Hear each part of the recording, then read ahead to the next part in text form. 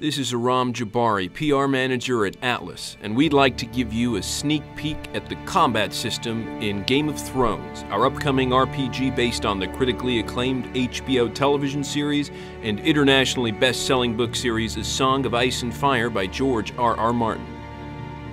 Let's start by taking a look at the core of the game's combat engine, the active pause system. Game of Thrones is a fast-paced role-playing game where all combat, skill use, and item use happen in real time. When the pulse-pounding action becomes overwhelming, the player can slow down time to better make strategic decisions like giving allies orders or choosing to use some of their character's skills to help turn the tide of the fight. It's important to note that time can never be stopped outright, as it can in many other games. This serves to preserve the tension and urgency one would expect from fights in the Game of Thrones universe. As we mentioned, both of the main player characters, Mors Westford and Alistair Sarwyck, have unique individual classes with inherent distinct skills. Mors, a hardened warrior of the Night's Watch, can fight as a landed knight, a brutish hedge knight, or as a fierce Magnar. Alistair, a red priest, can fight as an archer, a sellsword, or as a water dancer.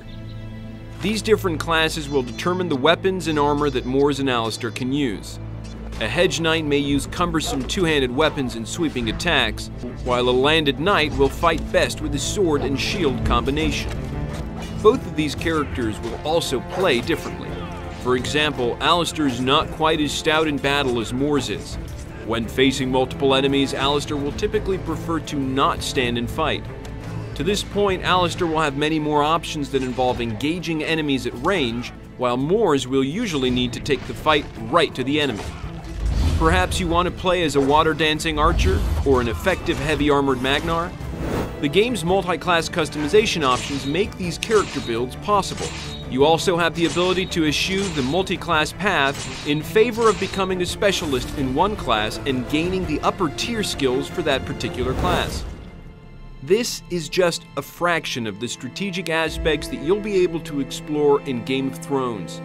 On behalf of everyone here at Atlas, I'd like to thank you for watching, and we hope you're looking forward to playing Game of Thrones when it comes out on May 15th, 2012 for PlayStation 3, Xbox 360, and PC.